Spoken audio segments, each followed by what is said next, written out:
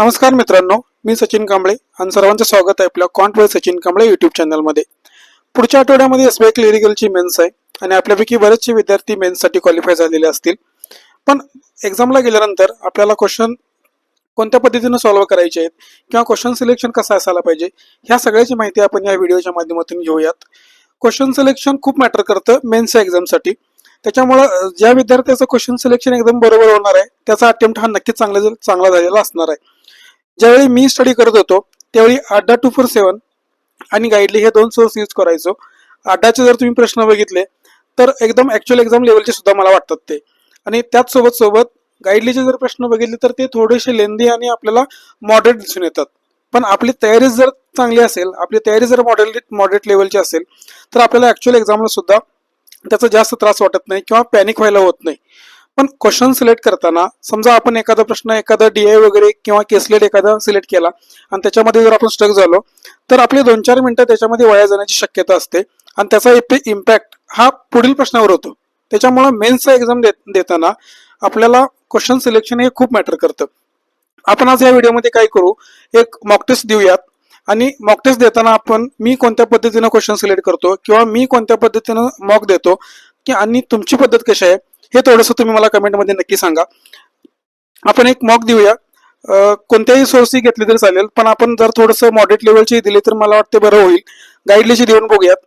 आपण dice role करूया आणि किती नंबरची मॉक येते ते बघूयात आणि त्याच्यानंतर मग आपण काय करूयात की ती मॉक त्या नंबरची मॉक आपण देऊयात. बघू किती नंबरची मॉक येते.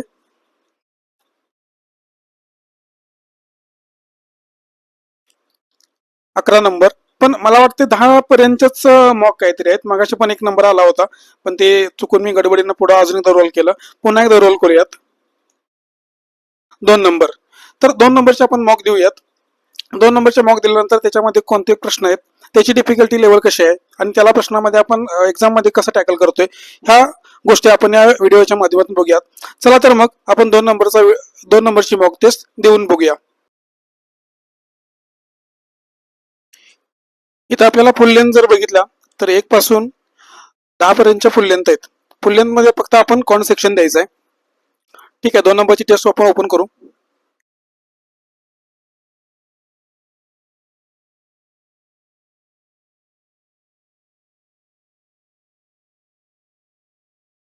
इंग्लिश.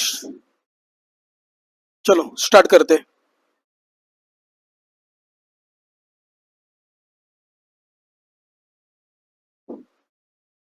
हा कोणता सेक्शन आहे? जीएचं सेक्शन आहे. हा सेक्शन मी स्किप करतो. Submit section. इंग्लिश तो पण स्किप करूया. आणि हा कोणचा? P and Q together can complete the work in 6 days, whereas R can complete the work in 20 days. Now P started the work alone after n days and he left the. Question थोडं लेंदी वाटतोय, आपण त्याला mark करूया. पुढे जाऊया. ठीक आहे. Vessel contain the mixture of 120 ml in which the ratio of the quantity of the milk that. Milk आणि वॉटरचा रेशो दिलाय. 3 ऑप्शन आहेत. त्याच्यानंतर त्याच्यामधून काहीतरी मिक्सचर आउट काढून घ्यायचं आहे. ठीक आहे. The quantity of milk becomes dash ml more than the water in the resultant mixtures. ठीक आहे. तिन्ही पण रेशो आपण काढून घ्या. किती किती सांगितलंय मिक्सचर्स? 120. हा 2-1 आहे. त्याच्यानंतर 3-2 3-3-1. 120 म्हणजे 2 3 4 80 आणि हे किती होईल? 40 होईल. 3 2 5 24 24 त्रिक 72 24 2 48. त्याच्यानंतर 3 आणि 1 4 3 त्रिक 90 आणि 30. असं हे मिल्क आणि वॉटर होईल. त्याच्यानंतर दुसरं काय सांगितलं की किती किती आपल्याला मिक्सचर काढून घ्यायचं आहे? डॅश म्हणजे 25%. इथं पर्सेंटेज मध्ये दिलंय. याचं 25% काढायचं म्हटलं तर 4 न भागालून घ्या. 20 काढावं लागेल, 60 राहील. 10 काढावं लागेल, 30 राहील. त्याच्यात दुसऱ्या ऑप्शन मध्ये 16.67 म्हणजे आपण याला 1/6 म्हणू शकतो. ठीक आहे. 1/6 याचा 1/6 काढलं तर किती? 12. 60 राहील आणि 8 40 राहील. त्याच्यानंतर तिसऱ्या ऑप्शन मध्ये 40% काढायचं. 40% काढल्यावर शिल्लक किती राहील? 60%. म्हणजे इथं 54 आणि इथं 18. त्याच्यानंतर काय होतंय? Then the quantity of milk becomes. किती मिलीने मोर होते ते सांगितलंय. इथं 30चा डिफरन्स आहे का? 30ने मोर आहे म्हणजे पहिला ऑप्शन आहे. त्याच्यानंतर 20चा आहे म्हणजे 40 आणि 20 60 होईल. त्याच्यानंतर 40 18 आणि 40 किती होईल, जास्त होईल, म्हणजे 54 नाही येणार. म्हणजे पहिले दोन ऑप्शन काय असणार आहेत, आपले बरोबर असणार आहेत. Both 1 2 follows. पुढं, a person invest 25,000 in scheme A which offer compound interest. ठीक आहे, याला आपण जरा थोडंसं मार्क करून घेऊया. कंपाऊंड इंटरेस्ट दिल्यामुळे थोडंसं काहीतरी लेंदी होईल. The monthly income is 32,000 out of which he saved P% and spent is the amount. If the total expenditure of the person is 960p. If the monthly income of another person be whose expenditure is 1600p which is 80% of this monthly salary. ठीक आहे, करू शकतो आपण. एचं किती income आहे, 32,000. Investment त्याने किती केले, सॉरी इन्कम किती आहे 32,000. आणि सेव्ह किती केलेत, P% किती होईल, 320p. यातून काहीतरी एक्सपेंडिचर आपण मायनस करून घेऊया. Total expenditure of the person is 960. म्हणजे पी ची व्हॅल्यू किती येईल, 960 ने 320 किती होईल, 9 3 12, 1280. आपल्याला पी काढायचं असेल तर 1280, 32,000 भागिले 1280. ठीक आहे, 8 जर जरी 16 बघल तर 16 8 128, 16 32 200. म्हणजे पी ची व्हॅल्यू किती येणार आहे, 8 2 16 8 45. पी ची व्हॅल्यू येईल 25. If the monthly income of another person be whose expenditure is 1600p. 1600p म्हणजे किती, 1600 25, 50 गुणिले 800 करा, 40,000. बीचा एक्सपेंडिचर किती आहे, 40,000 which is 80% of this salary. म्हणजे 8 म्हणजे 80% म्हणजे 40,000, तर 100% म्हणजे किती येईल, 5 गुणिले करा 50,000. म्हणजे इथं इन्कम किती असेल बीचा, 50,000. Which of the following can be determine. आपल्याला काय काय शोधायचं आहे किंवा काय काय काढता येईल. द मंथली सेव्हिंग ऑफ बी. ठीक आहे, पीची पण व्हॅल्यू भेटली, सगळ्या एच्या व्हॅल्यू भेटतील, बीच्या व्हॅल्यू भेटतील. मंथली सेव्हिंग ऑफ बी काढता येऊ शकतं. The ratio of the monthly income of A to B. ठीक आहे, हा येईल. आणि द डिफरन्स बिटवीन, म्हणजे सगळ्याच गोष्टी आपल्याला काय करता येतील, काढता येतील. ऑप्शन आहे तसा. ठीक आहे, ऑल 1 2 3. थोडासा लेंदी प्रश्न आहे, मार्क करतो. बोट ट्रेनचा पण आहे, हा पण मार्क करतो. जे लहान लहान प्रश्न आहेत ते आपण आधी सोडून घेऊया आणि मार्क केले आपण प्रश्न नंतर बघूया. पी आणि Q started business with RS 800 आणि 40x अधिक 100. ठीक आहे, पी आणि क्यू याचं इन्व्हेस्टमेंट किती आहे, 800. इथं 40x अधिक 100. But after 8 months P withdraw x%. म्हणजे 8 महिन्यानंतर. ठीक आहे, 8 महिने आधी इन्व्हेस्टमेंट आपण याची करून घेऊया पीची. त्यानंतर किती काढतो, x% काढून घेतो. x%, 800चा x% किती होईल, 8x. 8 महिन्यानंतर पी विड्रॉ करतो x% initial investment at the end of the year. म्हणजे बी क्यू ची किती असणार आहे, 12 महिन्यासाठीच असणार आहे, कारण 1 इयर सांगितलंय. तर सुरुवातीला 800 होती, x% काढल्यानंतर किती शिल्लक राहील, 800 वजा 8x. आणि ही किती महिन्यासाठी असणार आहे, 4 महिन्यासाठी असणार आहे, कारण 8 आणि 4 12, 4 1 4, 4 2 8 आणि 4 त्रिकम 12. इथं 2 आहे, 800 गुणिले 2 1600 आणि 1600 आणि 800 2400, 2400 वजा 8x, 2400 वजा 8x. हे झालं पी बद्दल. आणि क्यूचं काय येईल, 3 गुणाकार, 3 चौक 12, 120x वजा अधिक 300, अधिक 300. पुढे काय सांगितलं, the ratio of the profit share of P to that of Q. P आणि क्यूचा किती आहे, find the total investment made by Q. म्हणजे 40x अधिक 100 आपल्याला काढायचं आहे. हे जर सोडवलं तर आपल्याला x ची व्हॅल्यू मिळेल. पण असंही करता येतं की आपल्याला क्यू ची इन्व्हेस्टमेंट काढायची आहे. म्हणजे जर हे जे ऑप्शन आहेत ह्यातून जर 100 मायनस केलं तर ते 40च्या पाड्यात यायला पाहिजे. 1600 मायनस 100 केलं 1500, 1500ला 40 ने पूर्ण भाग जातो का, तर नाही जात, हे नाही होणार. 2400 मधून 100 गेलं 2300, हे पण नाही होणार. 1100 मधून 100 गेले 1000, 1000 गेले 40 केलं तर काहीतरी होल व्हॅल्यू आपल्याला भेटेल. तर मला वाटतं कदाचित आपण इथे रिस्क घेऊ शकतो. 1100 बद्दल आपण 1100 सोबत जाऊया, रिस्क घेऊया, कारण इक्वेशन सॉल्व्ह करायला थोडासा वेळ लागेल. Cost price of the article is RS5P which is mark bye 300 about it's cost price. ठीक आहे, कॉस्ट प्राइस किती दिले, 5P. आणि 300 ने वाढवले मार्क प्राइस, 5P अधिक 300 करतो, वाढवली. Sold it profit of 20%. म्हणजे 5 जर 20% जर काढलं, 1/50 केलं तर 1P येईल. म्हणजे सेलिंग प्राइस किती येईल, 6P. If the discount allow the on article 200. म्हणजेच 5P अधिक 300 वजा 200 जर केलं तर 5P अधिक किती येईल, 200. 5P अधिक 100 येईल, 5P अधिक 100 बरोबर 6P. म्हणजे पी ची व्हॅल्यू किती येणार आहे, 100. पी ची व्हॅल्यूज आपल्याला इथे ठेवले तर आपल्याला सगळ्या व्हॅल्यू मिळून जातील इकडच्या. Find the cost price of another article whose selling price of. Another आर्टिकलची सेलिंग प्राइस किती आहे, 1500, which is sold at profit of P वजा 50, पी वजा 50 म्हणजे किती 50%, 50% प्रॉफिट जर आपण याला 3 पकडलं तर 2 म्हणजे किती आपल्याला सीपी भेटेल, याला 500 ची पट केली 2 आणि 2 ची 500 पट केली तर 1000 येईल. हेच काढायला सांगितलं होतं. Which is sold at profit, find the cost price of another article, म्हणजे 1000. म्हणजे इकडच्या बाकीच्यांचा पी ची व्हॅल्यू काय आपल्याला विचारले नाहीत किंवा इकडची कुठली व्हॅल्यू मिळणार नाही, डायरेक्ट आपण 1000ची ही व्हॅल्यू त्यांनी विचारली 1000. पुढं there are two inlet pipes A and B are and outlet pipe C. Pipe A and C together can fill the tank in 15 by 2 minutes, whereas B and C together can fill the same tank is. ठीक आहे. ए B C 3 tank आहेत. A B C, ए आणि बी inlet आहेत आणि C outlet pipe आहे. AC टुगेदरला, AC ला किती वेळ सांगितले त्यांनी, 7.5 मिनिटं, म्हणजे आपण याला फ्रॅक्शन मध्येच ठेवूया, असंच ठेवूया. Whereas pipe B and C together can fill the same tank is, B आणि C 120/7. If the ratio of the efficiency, A आणि बीचा रेशो किती दिलाय 8 आणि 5चा, हा रेशो दिला ए आणि बीचा एफिशियन्सीचा. ठीक आहे. एसीचं मला माहित आहे हे ए प्लस असेल, सी मायनस असेल, बी प्लस असेल, सी मायनस असेल. जर एलसीएम जर आपण 120 घेतला 15च्या पाड्यात, तर एसीचे एफिशियन्सी किती येणार आहे, 15/8 आणि 8 × 2 16. बीसीचे किती येणार आहे 7 येणार आहे. म्हणजे ए मायनस सी ह्या दोघांच्या एफिशियन्सी जर हे केलं, सबस्ट्रॅक्शन केलं तर 16 येईल आणि बी मायनस सी किती येईल 7 येईल. दोघांचं जर आपण सबस्ट्रॅक्शन करून घेऊया, साईन बदलतील. ए वजा बी बरोबर सी ला सी कॅन्सल होईल, 16 वजा 7 किती येईल 9 येईल. पण आपल्याला रेशो ए आणि बीचा रेशो किती दिलाय 8 आणि 5 दिलाय, पण आपल्याला आपण जे एलसीएम घेतला होता त्यानुसार दोघांचे डिफरन्स किती येतो 9 येतो. मग ह्या रेशो मधला डिफरन्स किती येतो 3 येतो, पण आपला किती येतो 9. म्हणजे जर आपण जर रेशो जर 3 पटीने वाढवला तर इथं 24 करा आणि इथं 15 करा, 24 15 किती आलं 9 आलं. म्हणजे आपण सगळ्या घेतलेला व्हॅल्यू एलसीएम हा सगळा सेम झाला. म्हणजे एच किती असणार एफिशियन्सी 24, बी ची 15. मग आपल्याला सी चं काढावं लागेल.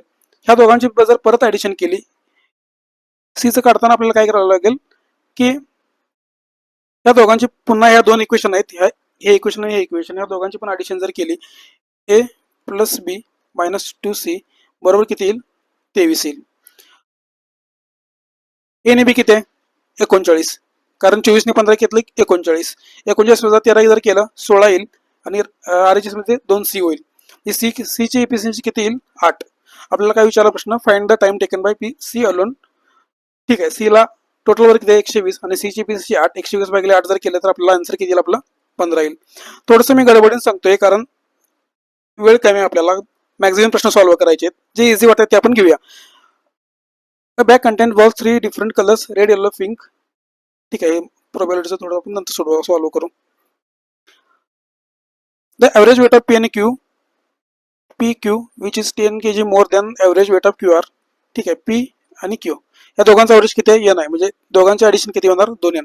हे ॲव्हरेज n काय सांगितलंय, which is 10 more average weight of QR, म्हणजे QR चा ॲव्हरेज किती असणार आहे n - 10. म्हणजे Q आणि R ची ऍडिशन जर केली तर आपण किती होईल 2n - 20 होईल. If the ratio of the weight of P आणि R इज, P आणि R चा रेशो दिला किती दिलाय 3 आणि 2, म्हणजे P ची व्हॅल्यू किती येईल, हे 3/2 दीड होईल P आणि दीड R, म्हणजे P बरोबर 1.5 R असं आपल्याला म्हणता येईल. ठीक आहे. P ची व्हॅल्यू इथं पुट करा, 1.5 R प्लस Q बरोबर 2n. while the total weight of PQR is 180. PQR 180. ठीक आहे. find the weight of Q.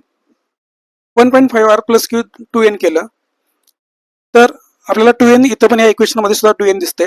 तर ही व्हॅल्यू जर आपण इथं पुट केली तर R plus Q 1.5 R plus Q minus 20 असं जर केलं तर Q ला Q कॅन्सल होईल, दीड R वजा म्हणून 1 R जर गेलं तर 0.5 R बरोबर 20, तर R बरोबर किती होईल 40 होईल. R ची व्हॅल्यू किती येणार आहे 40 येणार आहे. R ची व्हॅल्यू जर 40 आली तर P ची व्हॅल्यू किती येणार आहे, 15 × 4 केलं तर 60 येईल. P 60 आहे, R 40 आहे, 100 झाले, तर Q किती असणार आहे 80 असणार आहे. ठीक आहे. Q ची व्हॅल्यू आपल्याला 80 आणि जर प्रश्नामध्ये तेच विचारले n - 20, n ची व्हॅल्यू कशी काढता येईल आपल्याला, PQ किती आहे P प्लस Q 8 आणि 6 14 140, 140 बरोबर 2n, म्हणजे n म्हणजे किती असणार आहे 70 असणार आहे. n ची व्हॅल्यू किती असणार आहे 70. 70 वजा 20 जर केलं तर किती होईल आपल्याला 50 येईल, पण आपल्याला 80 यायला पाहिजे, हे नाही येणार. 70 गुणिले 2 41, 41 वजा 40 100, हे पण नाही येणार. 70 ने प्लस 10 80 म्हणजे हा येऊ शकतं. ऑल ऑफ दिस तर काही येणार नाही, म्हणजे ऑप्शन n प्लस 10 म्हणजे आपला आन्सर असणार आहे, n प्लस 10. पुढं ABC 3 digit natural number when divided by single digit prime number, then the resultant will be equal to the perfect square of the another single digit prime number. ठीक आहे, थोडे याला मी mark करतो. The speed of the boat in steel water in steel water is, म्हणजे बोटचं speed दिलंय. ठीक आहे, इथे पण ऑप्शन ठेवून ट्राय करावं लागेल. Which is 5 times the speed of the river. Option आधी लिहून घेतो. 20 25 30. हे काय आपल्याला बोटचं आहे, boat. Which is 5 times the speed of the river, म्हणजे आपल्याला रिव्हर म्हणजे आपल्या स्ट्रीम जरी म्हटलं तरी चालतं. 5 पट आहे, म्हणजे याला भागिले 5 जर केलं तरी 4 येईल, इथं 5 येईल आणि इथं 6 येईल. म्हणजे आपल्याला बोट सुद्धा भेटलं, रिव्हर सुद्धा भेटलं, म्हणजे आपल्याला डाऊन स्ट्रीम पण काढता येईल आणि अपस्ट्रीम पण काढता येईल. If the time taken by the boat to cover dash kilometre downstream, म्हणजे इथं सुद्धा परत ऑप्शन ठेवावं लागतील. इथं 96 ठेवावं लागेल, इथं 150 आणि इथं 180. हे डाऊन स्ट्रीम आहे. ठीक आहे, डाऊन स्ट्रीमला 1 hour मोर म्हणजे 1 तास लागतो कोणापेक्षा, time taken by same boat cover the 48 पेक्षा. 48 हे अपस्ट्रीम आहे, याला जितका वेळ लागतो त्याच्यापेक्षा जास्त डाऊन स्ट्रीमला लागतो. इथं 48 60 आणि 72 हे डाऊन स्ट्रीम आहे. 20 आणि 4 24, 96 वेगळे 24 किती येईल, 4 येईल, आणि 20 वजा 4 16, 48 वेगळे 16 किती येईल, 3 येईल. 1 तास जास्त लागतो का, येस बरोबर, म्हणजे पहिला आपल्याला ऑप्शन बरोबर येईल. 25 ने 5 30, 150 भागिले 30 केलं तर इथं 5 तास लागेल, आणि 60 भागिले जर 25 वजा 5 20 केलं, 60 भागिले 20 जर केलं तर 3 येईल. ह्या दोघांचा डिफरन्स 2 येईल, हे नाही येणार, दुसरा ऑप्शन नाही येणार. 30 ने 7 36, 180 भागिले 36 5, आणि 30 वजा 7 24, 72 भागिले 24 जर केलं तर 3. ह्या दोघांचा डिफरन्स सुद्धा किती येतो, 2 येतो. पण आपल्याला प्रश्नामध्ये काय सांगितलंय, 1 तास सांगितलंय, म्हणजे ऑप्शन फक्त तिसरा पण नाही येणार. इथं 2 आहे, इथं 2 आहे डिफरन्स, त्याच्यामुळे पहिला ऑप्शन फक्त येणार आहे. ठीक आहे, पहिला ऑप्शन. पुढं टाइम टेकन बाय कार, हा पण थोडासा आपण स्किप करूया, प्रश्न मोठा दिसतोय. Present age of 25 years while the ratio of the present of B to C. एचं 25 years दिलंय, B to C 3 4. हा पण थोडासा मी स्किप करतो. DI ची जर इन्फॉर्मेशन जर बघितली तर आपल्याला कंडिशन दिलेत, 3 4 5 कंडिशन दिलेत. काय सांगितलंय, pie chart below shows the percentage distribution of the total number of ports casted in 4 different villages A B C D E. Show the percentage distribution of the total number of votes casted, म्हणजे लोकांनी किती किती vote दिलं त्या प्रत्येक village मधली सगळी माहिती आहे. ठीक आहे, आपण याला पण जरा स्किप करूया, फक्त मार्क करून ठेवूया. अरे जाता आता याला आपल्याला काय करायचं, मार्क केलेले प्रश्न DIY प्रश्न सुद्धा आपल्याला बघायचे, खूप लेंदी वाटतं ते प्रश्न. ठीक आहे, दुसरा पण DI, हा पण मी मार्क करतो. याच्या कंडिशन जर आपण बघून घेतल्या तर ह्या पण कंडिशन जास्त आहेत, 5-6 कंडिशन आहेत, 6-7 कंडिशन दिसत आहेत. म्हणजे आपला ह्याच्या आधीचाच DI थोडासा इझी वाटेल असं वाटतंय मला. 1 2 3 4 5, इथं पण 5 कंडिशन आहेत. काय दिलं याच्यामध्ये, the bar graph given below shows the percentage of the number of candidate who qualified out the total number of candidates who appeared. म्हणजे जितक्या लोकांनी एक्झाम दिली त्याच्यापैकी जे सिलेक्ट झालेत, क्वालिफाय झालेत, त्यांचं पर्सेंटेज दिले, म्हणजे हा टोटलचा रेशो असेल. आणि हे जर बघितलं तर इतके लोक क्वालिफाय झालेत. ठीक आहे, याला पण मी थोडंसं मार्क करतो. पुढे बघूयात, थोडंसं गडबडीनं बोलावं लागतंय किंवा गडबडीनं सगळ्या गोष्टी कराव्या लागतात. ते काय सांगितलं, a shopkeeper sold 2 different articles that is sunglasses and cap on the 2 different days, Monday and Tuesday. ठीक आहे, थोडंसं कॅसलेट टाईप आहे, फक्त याच्यामध्ये आपल्याला होल व्हॅल्यू कुठे दिसते का बघा. कॅसलेट सोडताना मी काय करतो की कुठे होल व्हॅल्यू दिसते ते आधी मेन्शन करतो, किंवा मी ते आधी बघून घेतो. 600 आहे, 440 आहे, 100 आहे, 4 5 10%. ठीक आहे, आपण सोडवू शकतो असं मला वाटतंय. जर 87.50 म्हणजे आपल्याला 7/8 असं सुद्धा म्हणता येईल फ्रॅक्शन मध्ये. ठीक आहे, घेऊया, ट्राय करू आपण.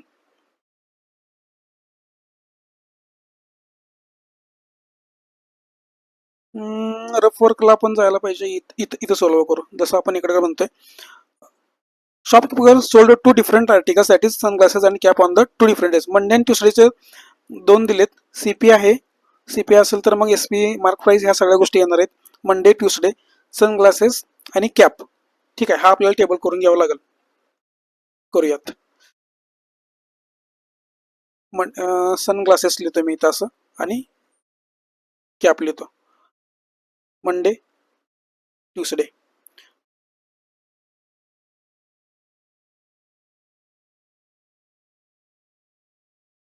ठीक आहे, ज्या ज्या गोष्टी आपल्याला त्या टेबलमध्ये आपण काय करूया, लिहून घेऊयात. The cost price of the sunglasses 600. सनग्लासेसची कॉस्ट प्राइस किती आहे? 600. ठीक आहे, मी इथं कॉस्ट प्राइस लिहून घेतो. Which is sold at a discount of 11.11% म्हणजे किती? 1/9. 1/9चं डिस्काउंट आहे. इथं डिस्काउंट किती असणार आहे? 1/9 लिहून घेतो मी. ठीक आहे. The cost price of the cap is equal to the selling price of the sunglasses. सनग्लासेसची जेवढी एसपी आहे तेवढी कॅपची कॉस्ट प्राइस आहे. म्हणजे इथं जी एसपी असणार आहे, इथं जी एसपी असणार आहे ती कॅपची काय असणार आहे? कॉस्ट प्राइस असणार आहे. The cap has been marked up by 87.50%. म्हणजे कॅपला किती? 7/8 ने वाढवायचं आहे आणि मार्क करायचं आहे. And sold for R 900. म्हणजे 900 काय दिले? एसपी दिले कॅपची. कॅपची एसपी किती आहे? 900. इथं जर मी 900 लिहून घेतो असं. Which is equal to the mark price of the sunglasses. म्हणजे सनग्लासेसचं मार्कअप किती असणार आहे? 900. ठीक आहे, हे जर इझी होऊन गेलं. जर 1/9 जर आपण जर डिस्काउंट दिला तर इथं आपल्याला भेटेल किती? 800 भेटेल. जर ही 800 असेल तर इथं सुद्धा किती असेल? 800 असेल व्हॅल्यू. अजून काय कंडिशन दिली का मंडेची? The cost price of the cap is equal to the selling price of the sunglasses. The cap has been markup by 7/8. म्हणजे कॅपला सुद्धा 7/8 न मार्कअप करायचं आहे. ठीक आहे, 7/8 न जर केलं तर 700 येईल. 800 आणि 700 किती येईल? 1500. ठीक आहे, ह्या 3 व्हॅल्यू आपल्याला भेटून गेल्या. हे सगळे व्हॅल्यू आपल्याला भेटून गेल्या. पुढे ट्युसडेचा व्हॅल्यू काय दिलं बघूयात. The selling price of selling glasses 440. सनग्लासेसची सेलिंग प्राइस 440 आहे. सनग्लासेस किती आहे? 440. Which is sold at a profit of 10%. Profit किती आहे? 10%. म्हणजे 11च्या पाड्यात. म्हणजे 110 म्हणजे 440, 100 म्हणजे किती? 400. या गोष्टी आपल्याला लगेच लक्षात यायला पाहिजेत. The ratio of the cost price to sunglasses, cost price of sunglasses to that of cap is 4:5चा रेशो दिलाय. कोणाचा? कॉस्ट प्राइस सनग्लासेस आणि कॅप. सनग्लासेस आणि कॅपचा 4:5चा रेशो. 4 आणि 5. इथं जर 400 असेल तर मग इथं किती असेल? 500 असेल. ठीक आहे. The cap has been sold for profit 100. 100च्या प्रॉफिटने कॅप आपल्याला काय करायचंय? सेल करायचे. 100च्या प्रॉफिटनं म्हणजे 500ची सीपी आहे तर एसपी किती होईल? 600 होईल. ठीक आहे, पुढे. The mark price of the sunglasses 4/5 of the selling price of the cap. Mark price of the सनग्लासेसची मार्क प्राइस ही 4/5 आहे. कॅपच्या सेलिंग प्राइसच्या 4/5. मार्क प्राइस ऑफ सनग्लासेस याच्या 4/5 जर केलं तर 600 भागिले 5 120. 120 भागिले 4 गुणिले 4 480. तर याची इथे व्हॅल्यू किती असणार आहे? 480. ठीक आहे. Cap which is sold at discount of 4%. म्हणजे कॅपला आपल्याला 96 पकडावं लागेल. 4% डिस्काउंट म्हणजे किती असणार आहे? 96 असणार आहे. 600 म्हणजे 96%. 600 म्हणजे 96%. तर इथं 100% म्हणजे एमपी असणार आहे किती असणार आहे? जर कितीनं भागवलो आपण? 12×96. 12×5 = 60. इथं परत 25 4. 4ची जर बघितली 100 म्हणजे 25 पट आहे. 25 गुणिले 25 किती आलं? 625. 625. हे नको असलेला डेटा आपण काय करू? थोडंसं कट करून घेऊ. ठीक आहे, सगळ्या व्हॅल्यू मिळाल्या. प्रश्न बघू आता कसे दिलेत नेमके. प्रश्नावरती तर आता हे लिहिलं सगळं असं येणार आहे. ठीक आहे, बघू. On Monday the total number of sunglasses on sale was 100. ठीक आहे, मंडेला काय केलेत? 100 सनग्लासेस विकलेत, सेल केलेत. मंडेला सनग्लासेस किती केलेत? 100. म्हणजे कॉस्ट प्राइस किती आहे? 600. म्हणजे आपल्याला सीपी किती भेटेल? 600 गुणिले 100 केलं तर 60,000. 60,000 भेटेल. ठीक आहे, पुढं. Out of which some sunglasses remained unsold. म्हणजे काही अनसोल्ड आहेत. ठीक आहे, while rest are sold. The overall profit generated from all the sunglasses sold are is 4,000. म्हणजे प्रॉफिट किती आहे? 4,000. जर सीपी 60,000 असेल तर एसपी किती भेटेल आपल्याला? 64,000 भेटेल. ठीक आहे, पुढे काय विचारलं? Then find the number of sunglasses that remained unsold on Monday. Total किती आहेत? 100 आहेत. 100 पैकी काय केले त्यांनी, 100 पैकी काही सेल केलेत आणि काही अनसोल्ड आहेत. मग जर एसपी बघितली सनग्लासेस तरी 800 आहे आणि जर आपल्याला एसपी किती भेटले 64,000. 64,000 भागिले 800 जर केलं तर आपल्याला ती व्हॅल्यू भेटेल, 2 झिरो कॅन्सल करा, 8 64 80 भेटेल. म्हणजे सेलिंग प्राइस जर आपल्याला भेटली 80 आर्टिकल विकल्यानंतर, सॉरी 80 सनग्लासेस विकल्यानंतर, टोटल किती आहेत 100 आहेत. मग अनसोल्ड किती असतील 20 असतील. ऑप्शन मध्ये तो आहे का बघूया, 20. ठीक आहे, 20 इथं आहे. पुढे आता हे थोडं असंच ऍडजस्ट करावं लागेल, कारण हे आपण जे लिहितोय स्क्रीनवरती ते तसंच दिसतंय. त्याला आता ऑप्शन दुसरा कुठलाच ऑप्शन नाही, थोडंसं ऍडजस्ट करून घ्या. On Tuesday if there is a additional discount of RSX. ट्युसडेला डिस्काउंट किती दिला होता, कोणाबद्दल माहिती दिली, allowed, so that the overall profit percentage of selling the cap become 8%. म्हणजे ऍडिशनल 100 रुपये डिस्काउंट दिला तरी सुद्धा प्रॉफिट झाला 8%. कोणाबद्दल माहिती दिली, सेलिंग द कॅप, ट्युसडेच्या कॅप आहेत.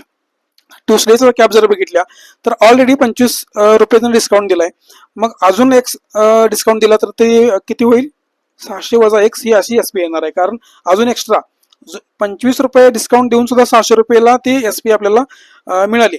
पण अजून एक रुपये काय करायचे, मायनस करायचे. मी काय केलं, 600 वजा एक्स केलं तरी सुद्धा प्रॉफिट किती होतं म्हणे 8%. मग 500चे 8% जर काढले 40 तर ही व्हॅल्यू किती येईल 540. म्हणजे एक्सची व्हॅल्यू किती येणार आहे, 600 वजा 540 60. ठीक आहे, प्रश्नामध्ये काय विचारलं बघून घेऊया. एक्सची व्हॅल्यू तर आपल्याला 60 भेटली. फाइंड द एक्स, तेच विचारलं. Find the x, option 2. ठीक आहे, पुढे बघू. थोडस कट करून घेऊ आधी. आता सगळा टाइम जातो, अटेम्प्ट तर आपले चांगले व्हायला पाहिजेत. हे किती आलं होतं, on Tuesday the cost price of the sunglasses reduced by 25%. म्हणजे ट्युसडेचं काय दिलं, सनग्लासेसची कॉस्ट प्राइस 25% कमी केली. ट्युसडे सनग्लासेस 25% कमी, म्हणजे इथे किती होणार आहे, 4 न भाग दिला तर 100, म्हणजे इथे किती होणार आहे 300 होणार आहे. ठीक आहे, while the markup amount of 80, म्हणजे markup amount is 80, then sold for at profit of 20%. Profit 20% होतं म्हणे. जर 300 20% काढलं 60 होईल, 360. तर हे किती असणार आहे, selling price 360. Then find the new discount allowed the sunglasses. Markup किती केलंय, while the markup amount is 80, म्हणजे 80 ने मार्कअप करायचंय का. अच्छा, म्हणजे 300 असेल तर मार्कअप किती असणार आहे 380 आणि सेलिंग प्राइस 360. प्रश्नामध्ये काय विचारलं पुन्हा एकदा बघू. Then find the new discount. New discount जर बघितलं 380 आणि 360 तर दोघांचा डिफरन्स किती असणार आहे 20 असणार आहे. 20 ऑप्शन मध्ये आहे का. ठीक आहे, ऑप्शन पुढे. On Wednesday the cost price of the sunglasses 200. वेन्सडेची माहिती दिली थोडस. ठीक आहे, हे आधी व्हॅल्यू कट करून घेऊ, कारण दोन्ही पण आपल्याला कन्फ्युज व्हायला नको आहे. वेन्सडेची माहिती दिली, कोणाबद्दल दिली, cost price of the sunglasses 200. सनग्लासेसचे किती दिले 200 दिले. ठीक आहे, इथे मी काय करतो, सनग्लासेसची कॉस्ट प्राइस काय करतो लिहून घेतो. Which is sold profit of 50%, म्हणजे सेलिंग प्राइस किती होणार आहे 300 होणार आहे. while the cost price of the cap is 1/3 of the selling price of the sunglasses. 300 चं 1/3 काढलं तर कॉस्ट किती येणार आहे 100 येणार. हे कोणाबद्दल दिलं, कॅप बद्दल दिलं. कॅपची किती येणार आहे 100. कॅपची सीपी किती येणार आहे 100. ठीक आहे, इथपर्यंत तरी गोष्टी क्लिअर आहेत. Then find the ratio of the selling price of sunglasses. सनग्लासेसचा सेलिंग प्राइस 300 हा रेशो करायचा आहे. 300 आणि कोणाचा रेशो विचारलाय, to that of the cap selling price of the sunglasses to that of the cap Wednesday if the cap is sold for a profit of 20%. म्हणजे कॅपला 20% sale केले.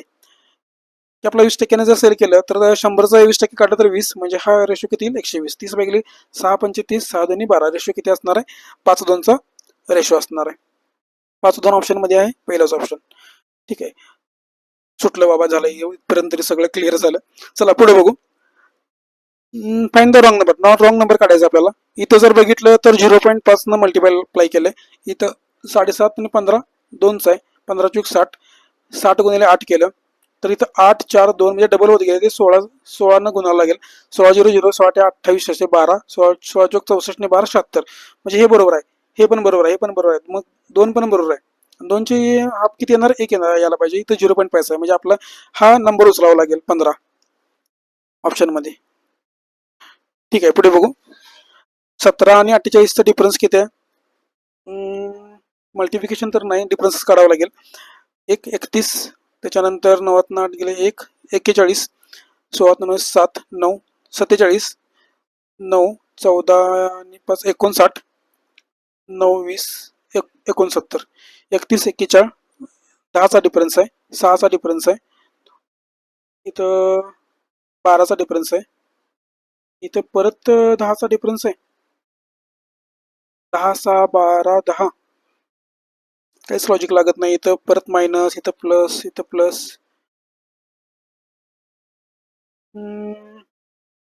कसं करता येईल? 31 41 47 59 69, 31 प्राईम नंबर आहे, 41 प्राईम नंबर आहे, 47 prime number आहे, 59 prime number आहे. अच्छा, सगळे प्राईम नंबर आहेत, पण 69 हा प्राईम नंबर नाही लास्टचा. तर मला वाटतं प्राईम नंबरचं काहीतरी कॅल्क्युलेशन दिलंय. 31 नंतर 33 35 37 तर प्राईम नंबर आहे, 36 नंतर 41 42 43. अच्छा, म्हणजे अल्टरनेट घेतलंय, याच्यामध्ये एक प्राईम नंबर सोडलाय, दुसरा घेतलाय. ठीक आहे, प्राईम नंबरचाच आहे. शेवटचा प्राईम नंबर चुकीचा दिलाय, त्याच्यामुळे ते आन्सर किती असणार आहे आपलं? 264 असणार आहे. पुढे बघू. इथं डिफरन्स मल्टिप्लिकेशन तरी काय होत नाही. डिफरन्स क्यू 24 6 56 56 नाही, बरोबर 56च नाही, 1 25 81 100 स्क्वेअर आहेत सगळे. 1चा स्क्वेअर, 5चा स्क्वेअर, 9चा स्क्वेअर, 13चा स्क्वेअर, 19चा स्क्वेअर आणि 21चा स्क्वेअर. 1 5 9 13, 1 नि 4 5, 5 नि 4 9, 9 4 13, 13 4 17, 17 यायला पाहिजे, पण 19चा इथे दिलाय. म्हणजे 1 2 3 4 4 बरोबर आहेत, 1 2 3 4 बरोबर आहे. 361 हा चुकीचा आहे, कारण इथे 17चा आहे, यायला पाहिजे होता 361. पुढं 23 नंतर डिफरन्स बघितला 1, परत 1 4, परत 29 आणि 37चा डिफरन्स 8 10, 13 7 गेले 6 26, 1 1 इंटू 1 केलं, इंटू 4 इंटू 2 नाही, 0 3 4 2, नाही, काहीच लॉजिक लागत नाही इथं सुद्धा. काय करता येईल? 1 1 4 8 10 26, 1चा स्क्वेअर आहे, 1चा स्क्वेअर आहे, 2चा स्क्वेअर आहे, 2चा क्यूब आहे, 1चा स्क्वेअर, 1चा आपण इथं क्यूब पण म्हणू शकतो, 2चा स्क्वेअर, 2चा क्यूब, 3चा स्क्वेअर आणि 3चा क्यूब. म्हणजे 10 आणि 26 ह्या दोन गोष्टी चुकीच्या आहेत. म्हणजे ह्या दोन्हींच्या मधला आपल्याला काय करायचं आहे? नंबर उचलायचा आहे. 1 1 4 8 हे बरोबर आहे, 1 1 4 8 हे बरोबर आहे, त्याच्यानंतर हे चुकीचं वाटते. म्हणजे आपला नंबर किती असणार आहे? 47 असणार आहे. ठीक आहे, अप्रॉक्स क्वेश्चन आहेत. 120% म्हणजे 6/5, 6/5 500/5 100 केलं म्हणजे किती येईल? 600 येईल. प्लस 80, 480 320, 320 आणि 600 920, मायनस 20 केलं 900 आलं. 900 कोणाचा स्क्वेअर आहे? 30चा स्क्वेअर आहे. ठीक आहे, पुढे 8 आणि 8 साठी 56, 56/14 4 येईल. 4 प्लस 60 64, 64 मायनस होईल मध्ये जाऊन. 12 गुणिले 6 12 6 72, 72 वजा 64 जर केलं तर किती येईल? हे 6 आणि 2 8. ठीक आहे, पुढं 12 आणि 8 20, 20 गुणिले 10 अधिक 5 15, 15 2 30, 300 येईल. 300 अधिक हे किती? 24, 324 स्क्वेअर रूट किती आहे? 324 18 18, बरोबर 18चा स्क्वेअर रूट आहे. त्याच्यानंतर जर बघितलं 225%, 225 15%, 15% कोणाचे? 360चे, एक झिरो कॅन्सल करा, 15ला डबल करा 3 होईल, आणि इथं 18, 18 तिरक 54, ही व्हॅल्यू किती येईल? 54 प्लस 45% कोणाचा आहे? 9.91 म्हणजे 10, 10चा स्क्वेअर 100, 100चे 45% म्हणजे 45, 9 99, आणि 99 मधून ही व्हॅल्यू काय होईल? 99 मधून मायनस होईल. 17 म्हणजे 18 गुणिले 9 जर केलं, 18 9 162, म्हणजे ही व्हॅल्यू काय? मायनस, सगळेच ऑप्शन मायनस मध्ये आहेत. 99 100 आणि वरचे 62, 62 63, मायनस 63 आपलं आन्सर असणार आहे. ठीक आहे, क्वाड्रॅटिक इक्वेशन आहेत, 3 अंक आहेत.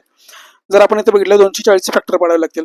240 12 गुणिले 20 करू शकतो की आपण, पण 12 आणि 20 32 होतात का? बरोबर, 12 आणि 20, 12 आणि 20. 300 जर बघितलं 15 गुणिले 20 करू शकतो. 15 आणि 20 13चा काही संबंध येत नाही. 15चे परत फॅक्टर पडला 5 3 आणि 20चे 5 4 5 5 25 4 3 12 25 ने 12 जर आपण करू शकतो का? ठीक आहे करू शकतो. म्हणजे पहिले फॅक्टर आले होते 12 20 आणि 25 आणि 12 25 ने 12 म्हणजे -25 होईल आणि +12 होईल. 12 ग्रेटर आहे, 12 इज इक्वल टू आहे, परत हा ग्रेटर आहे, हा ग्रेटर आहे, म्हणजे x is greater, x is बरोबर आहे का? 12 बरोबर ग्रेटर ऑर इक्वल टू, म्हणजे एक्स हा ग्रेटर ऑर इक्वल टू असणार आहे. ठीक आहे पुढं 12 मिनिटं उरलीत आपल्याकडं. ही व्हॅल्यू जर बघितली 19 10 असं म्हणू शकतो आपल्याला आणि गुणिले 3 10 तिरक 30 30 आणि 19चा काही संबंध येत नाही. 10चे जर परत पाडले 5 आणि 2चं 5 आणि 10 5 तिरक 15 आणि 38 नाही ते पण नाही येणार. 3 गुणिले 19 गुणिले 10 10चं फॅक्टर पडलं 5 गुणिले 2 19 ने 38 38 ने 15 38 आणि 15 जर केलं तर नाही हे पण नाही येणार. 190चं कसं फॅक्टर पडणार आहे पण 19 गुणिले 10 19 3 गुणिले 19 गुणिले 10 10ला जर बघितलं तर 2 गुणिले 5 पण करू शकतो आपण. 19 तर 57 ने 10 पण नाही येणार. 119चे फॅक्टर 30 आणि 19 हा 5 दुने 10 10 तर 30 30 आणि 19 आपण घेऊ शकतो. 30 आणि 19 म्हणजे हे किती येतील? 30 आणि -19 येतील. ठीक आहे बरोबर. हा किती येईल? 3 गुणिले 17 गुणिले 10 10चं जर परत फॅक्टर पडले तर 5 गुणिले 2 होईल. 5 तिरक 15 15 दुने 30 30 ने 17 जर केलं 47 बरोबर. 30 आणि 17 30 30 इक्वल टू आहेत. 30 हे ग्रेटर आहे आणि इकडचा 30 रायचेस मध्ये हे आपण ग्रेटर आहे, म्हणजे आपल्याला सी इंडिया आन्सर येईल. इथं जर बघितलं 2 गुणिले 7 गुणिले 30 30चं फॅक्टर पडलं तर परत काय होतील? 5 गुणिले 6 35 आणि 12 जर केलं 7 5 35 आणि 6 दुने 12 35 ने 12 केलं तर किती होईल? 47 बरोबर. 35 आणि 12 ठीक आहे. परत दुसरं किती येईल? दुसऱ्या इक्वेशनचं 2 गुणिले 21 गुणिले 5 105 म्हणलं की 21 नंबर हा लक्षातच ठेवायचा. 7 गुणिले 3 7 35 ने 6 जर केलं 35 ने 6 29 हा येऊ शकतं. 35 आणि 6 -35 येईल, म्हणजे जर आपण रूट काढले तर +35 होईल आणि -6 होईल. ठीक आहे. इथं जरा कम्पॅरिझन केलं इज इक्वल टू परत 35 ग्रेटर आहे आणि परत इकडच्या वाय सुद्धा ग्रेटर आहे, म्हणजे इथं सुद्धा की काय येईल? CND येईल.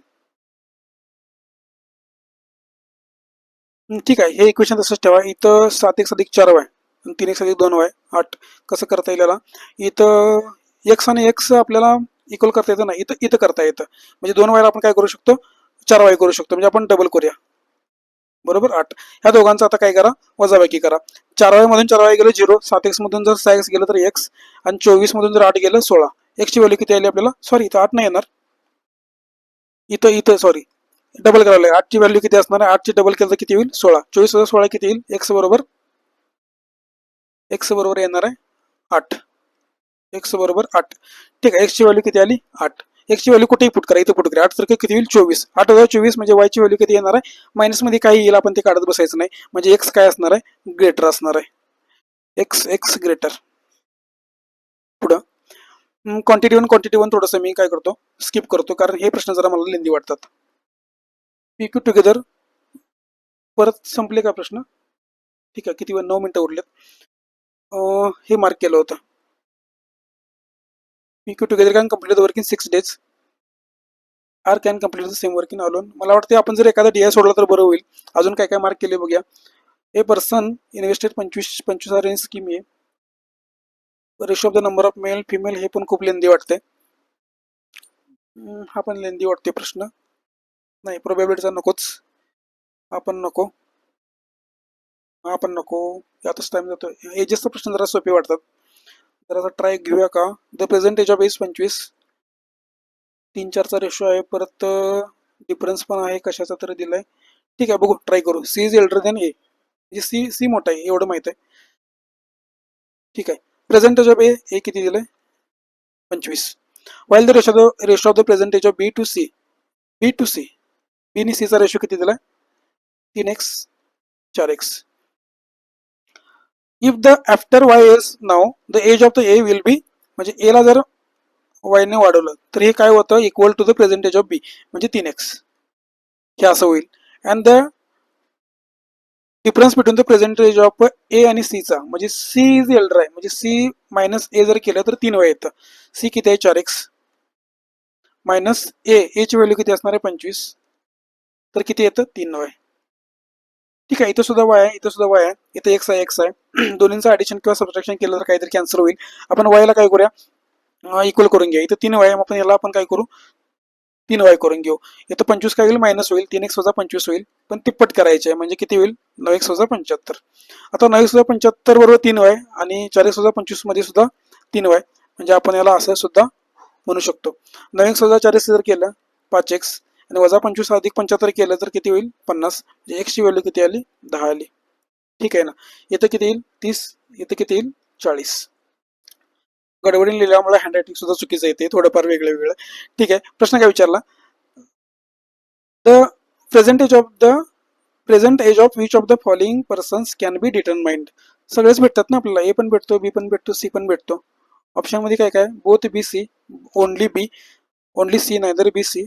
ए बी सी तर कुठे दिसत नाही, पण बी आणि सी दिसते. ठीक आहे, मला वाटतं ऑप्शन बी आणि सी असेल. ठीक आहे, पुढे हा डी आय पण आपला झालाय. हा डी आय झालाय का आपला, हा झाला नाही. 107 नंबरचं आपण सॉल्व्ह केलंय, नाही हा डी आय नाही झाला. ठीक आहे, हा डी आय घेऊन आपण एक डी आय कुठला तर आपल्याला सॉल्व्ह करायचा होता.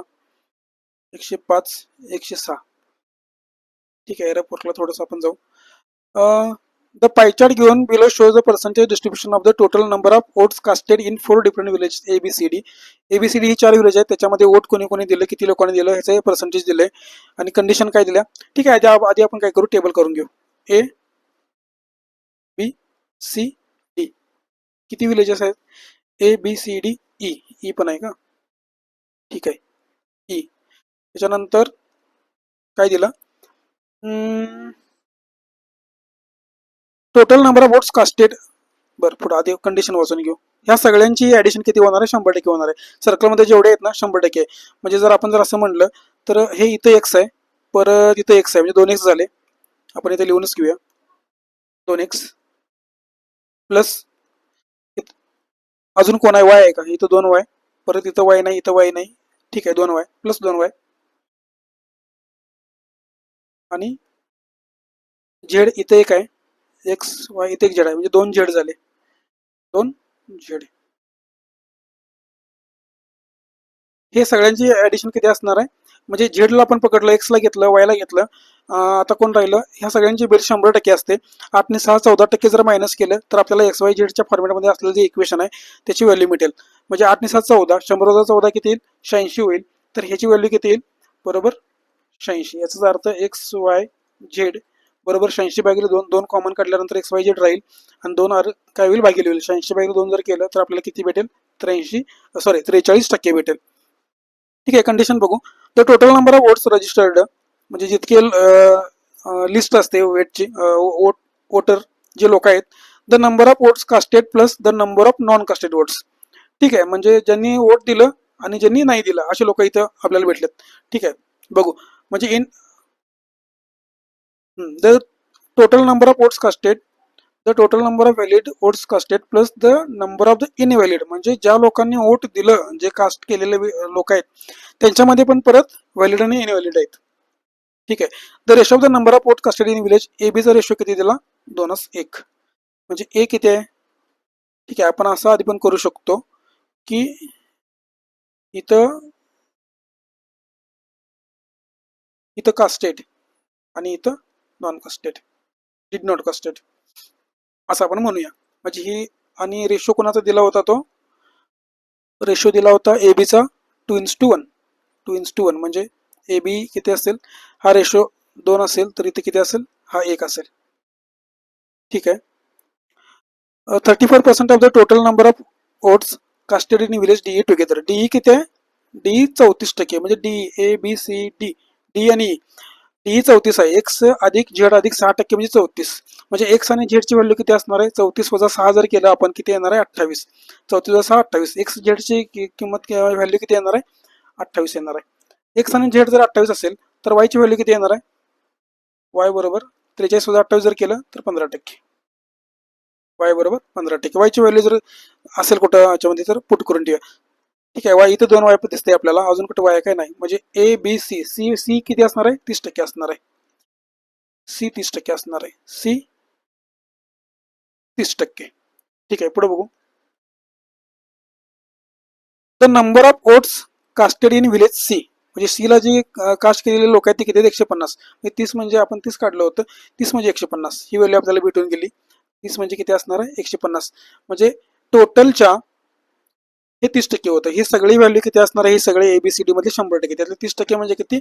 150 असणार आहे. 5 पट केली. टोटल 100% असतात म्हणून टोटल व्हॅल्यू किती येणार आहे? इथं 500 येणार आहे. हे डीई म्हणजे 34% असणार आहे. 34. ठीक आहे, डीईची व्हॅल्यू आपण बघून घेऊ. वायची व्हॅल्यू तर आपल्याला 15 भेटले. पुढे कंडिशन काय दिलं अजून? ठीक आहे, एवढंच आहे. मग याच्यामधूनच आपल्याला काय करता येईल? वायची 15%. जर इथं बघितलं 15, एक्स आणि झेड जर आपण बघितलं, एक्स आणि झेड किती काढलं होतं आपण? वायची जर 15 आपण मायनस केली तर एक्स आणि झेड ची व्हॅल्यू 15, 28 नाही, एक्स आणि झेड, एक्स वाय झेड काहीतरी चुकतंय का? इथं कोणती तरी व्हॅल्यू आपल्याला यायला पाहिजे. वाय बरोबर 15%, वायची तर व्हॅल्यू आपण काढून घेतली. त्याच्यानंतर एक्स, ए आणि बी, हा ठीक आहे बरोबर. हे 34, हे 30, सीचं किती? 30. तर ए बी किती असणार आहे? 30 आणि 34 किती झाले? 30 आणि 34, 64 झाले. म्हणजे हा किती असणार आहे? 36 असणार आहे. 2:1 रेशो मध्ये म्हणजे हा किती असणार आहे? 24%. आणि हे किती असणार आहे? 12%. 24 आणि 12, 24 पंचा 120, ही व्हॅल्यू किती येईल? 120. 12 पंचे 60. आणि डीई किती आहे? 34% आहे. तर डीई आपल्याला जर बघितलं तर इथं 1+8 म्हणजे किती आहे? 1+8 म्हणजे ही व्हॅल्यू किती असणार आहे? 1+8 म्हणजे 24%. म्हणजे एक्स ची व्हॅल्यू किती येणार आहे? 16. एक्स ची व्हॅल्यू किती येणार आहे? 16. ठीक आहे, एक्स ची व्हॅल्यू जर 16 आली तर बी ची व्हॅल्यू एक्स वाय भेटला आपल्याला. एक्स ची 16, वाय ची 15, 31 झाले. मग झेड ची किती असणार आहे? एक्स ची 16, वाय ची 15, 16 आणि 15 31, 31 आणि इथे किती येणार आहे? मग 12 येणार आहे. झेड ची किती असणार आहे? 12. टाइम पण संपत चालला. एक्स वाय झेडच्या किमती तर काढल्यात आपण, पण पुढे बघू. डायरेक्ट प्रश्न बघूया. इन अ विलेज थोडंसं लेंदी वाटतंय, पण ठीक आहे. आता काय टाइम तर 33 सेकंद राहिलेत. बघू. हा डीआय व्हायला पाहिजे होता, पण थोडस पेज इकडचं तिकडे केल्यामुळे किंवा थोडंसं रायटिंगचा प्रॉब्लेम असल्यामुळे थोडासा वेळ लागतोय. पण हा डीआय व्हायला पाहिजे होता. जर आपण लॅपटॉपला दिला असतं तर या डीआयचे काही क्वेश्चन सुद्धा झाले असते. क्वेश्चन पण लेंदी होते, पण आता त्याला नो ऑप्शन. ठीक आहे, इथपर्यंत आपल्याला जमून गेलं. थोडंसं फास्ट सांगितलं. आपल्याला सुद्धा हे प्रश्नाचं अनालिसिस करावं लागेल मॉक झाल्यानंतर. ठीक आहे, आता हा कोणता सेक्शन आहे? राहिलेला सेक्शन आहे. हा सॉल्व्ह करण्यात काही रिझनिंगचा काही अर्थ नाही. आपल्याला फक्त क्वांटचं बघायचं होतं. आपण डायरेक्ट काय करूया? सबमिट करूया. जितके प्रश्न झाले तितके तरी आपण बघू नेमके किती आपल्याला अटेम्प्ट झालाय.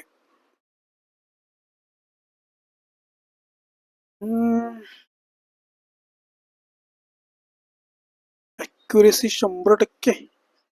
गुड. चला, म्हणजे येते आपल्याला काहीतरी, थोडंफार तरी येते. पण बघू आपण अनालिसिस वगैरे पर्सेंटाईल किती आले बघू. ठीक आहे, जितके प्रश्न सॉल्व्ह केले तितके तरी आपण आपल्या पद्धतीने सॉल्व्ह केले.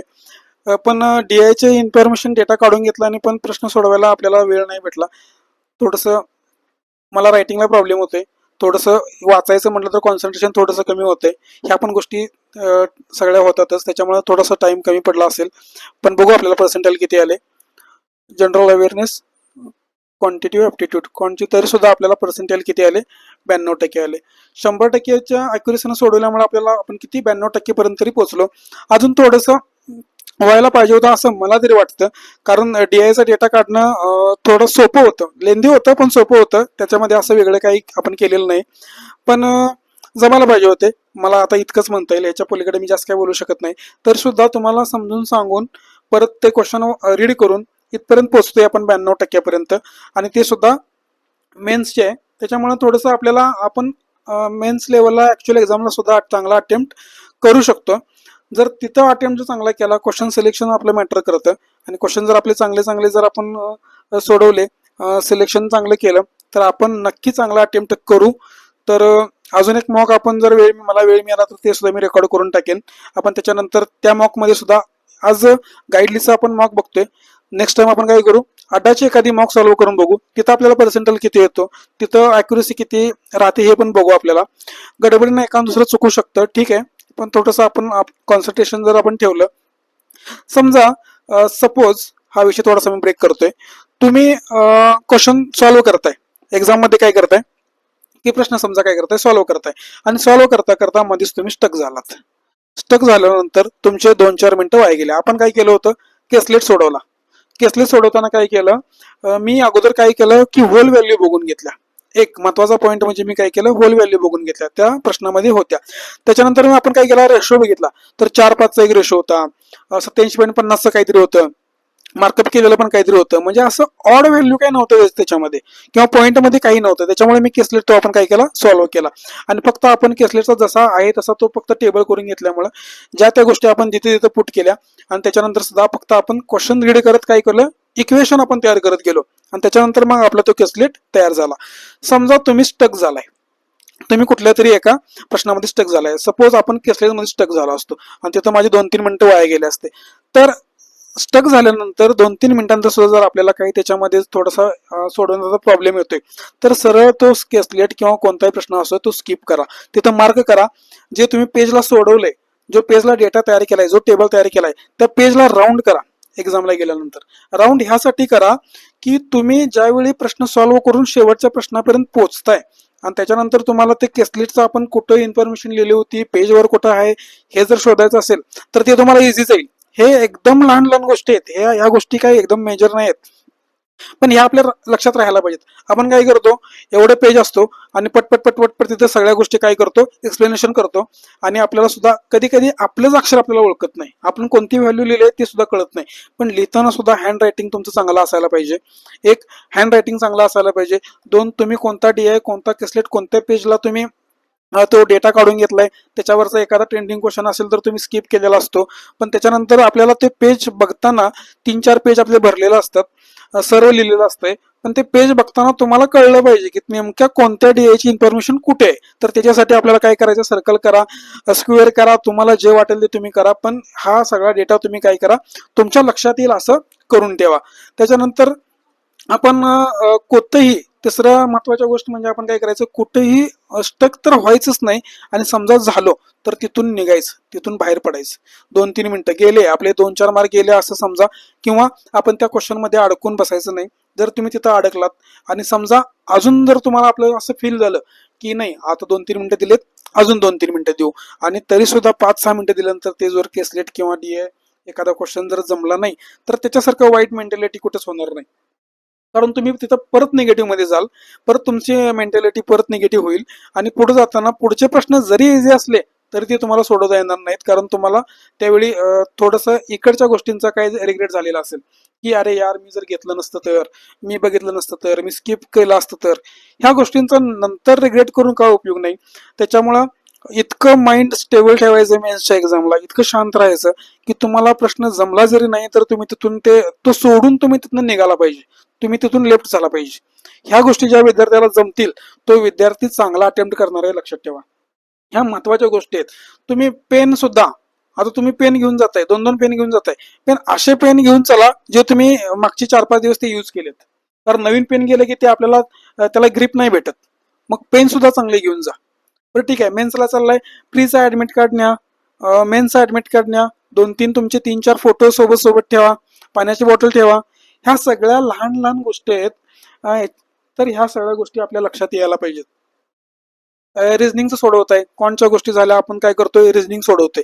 रिझनिंग सोडवताना जर असं एखादं पेज आहे, आपल्याला रफ पेज असं दिलं जातं आणि आपण लहान लहान लहान लहान असं अक्षर नाही लिहायची. तुम्हाला भरपूर पेज मिळतात तिथं एक्झामला गेल्यानंतर. आणि एक एखादा जर मेन्स लेवलचा क्वेश्चन आहे, एखादा मेन्सचा तुम्हाला पझल सोडवायचा आहे, तर एकदम सुटसुटीत सोडवा, एकदम सुटसुटीत. काही नाही, पेज संपू दे, काही फरक पडत नाही. तुम्हाला तिथे गेल्यानंतर पेज देतात ती लोक, फक्त त्यांना एखादं पेज शिल्लक असताना फक्त त्यांना आपण सांगून ठेवायचं की मला पेजेस लागणार आहेत. पण एका पेजवर एक डायग्राम काढा, सुटसुटीत लिहा सगळं, सुटसुटीत. म्हणजे एखादे काहीतरी लाईन मध्ये एखादे मेंबर बसतायत, साऊथ नॉर्थ काहीतरी आहे, तर इथं साऊथला असं, नॉर्थला असं करा, साऊथला असं करा, काही करा, दोघांमध्ये गॅप सोडा.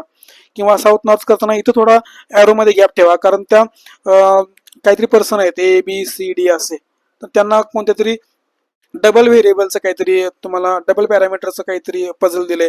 मग याला काहीतरी फ्रूट आवडतात, फ्लॉवर आवडतात, कोणत्या तरी सिटीत ते ट्रॅव्हल करतात, तर इथं लिहायला तुम्हाला जागा असायला पाहिजे. इथं लिहायला, जर तुम्ही इथं ॲरो गेला तर लिहिणार कुठं, तुम्ही इथे लिहू शकताय, ठीक आहे, पण तुमच्या पद्धतीने करा. जर हे इथं लिहिलं असेल तर इकडचं सुद्धा ह्याच लाईनला तुम्हाला यायला पाहिजे, सगळं एकसारखं करायला पाहिजे. ह्या गोष्टी तुम्ही एकदम काटेकोरपणे किंवा एकदम काळजीनं त्या गोष्टी करून घ्या, निष्काळजीपणा करू नका. आणि एकदम सेंटरला सुद्धा कुठल्याही व्यक्तीसोबत काय हुजत घालत बसायचं नाही. कधी कधी अटेंडन्स घ्यायला ती लोक एक्झाम चालू झाल्यानंतर येतात, मग ते आपला डिस्टर्ब होतं. पण ठीक आहे, शांत राहा, 2-2 मिनिटं, 1 मिनिट, 2 मिनिटं शांत राहा. मेन्स आहे, तुम्ही प्री क्वालिफाय म्हणजे प्री मधून निघून पुढे चाललाय, म्हणजे तुमच्याकडे काहीतरी क्वालिटी आहे म्हणून तुम्ही पुढे चाललाय. जर क्वालिटी नसेल तर तुम्ही प्री मधून आउट झाला असतात. पण असंही नाही प्री मधून आउट झालो म्हणजे आपली क्वालिटी काही संपली. पुढे पण आपण ट्राय करू शकतोच ना, पण तुमच्यात ती जिद्द हवी, तुम्हाला त्या गोष्टी करण्याची तुमच्यात धमक पाहिजे. जर आपण मेन्सला चाललोय तर आपण काहीतरी आपल्याकडे क्वालिटी आहे म्हणून चाललोय. मग क्वालिटी आहे, तुम्ही फ्युचर बँकर आहात, तर डोकं शांत ठेवायला शिका. ही पहिली गोष्ट आहे, एकदम शांत, काही फरक पडत नाही, एकदम शांत रिलॅक्स राहायचं. कारण तिथून जर तुम्ही मेन्स निघाला तर तुम्ही एक विचार करा की तुमचा जर रिझल्ट आला तर तुमच्या फिलिंग कशा असतील. त्याच्यामुळे टेन्शन घेऊ नका. सगळ्यांना ऑल द बेस्ट. मेन्स चांगली द्या. वेळ मिळाला तर आपण अजून एक मॉक सुद्धा सॉल्व्ह करणार आहोत, ते सुद्धा मॉक तुम्ही बघून घ्या. मी प्रश्न कोणते सॉल्व्ह केले, जिथं माझी स्ट्रेंथ आहे ते मी सॉल्व्ह केले. प्रत्येकाची स्ट्रेंथ वेगळी असते, मी सुरुवातीलाच बोललो. तर अशा काही गोष्टी आहेत, लक्षात ठेवा. आणि सगळ्यांना ऑल द बेस्ट. पेपर एकदम चांगला देऊन या. पुन्हा भेटूया आपल्या नवीन एका मॉक घेऊन. आपण जर वेळ मिळाला तर मी ती नवीन सुद्धा मॉक मी काय करतो, रेकॉर्ड करून टाकतो. व्हिडिओ आवडला तर नक्की खाली कमेंट करा आणि लाईक तर कराच. व्हिडिओची लिंक शेअर करा.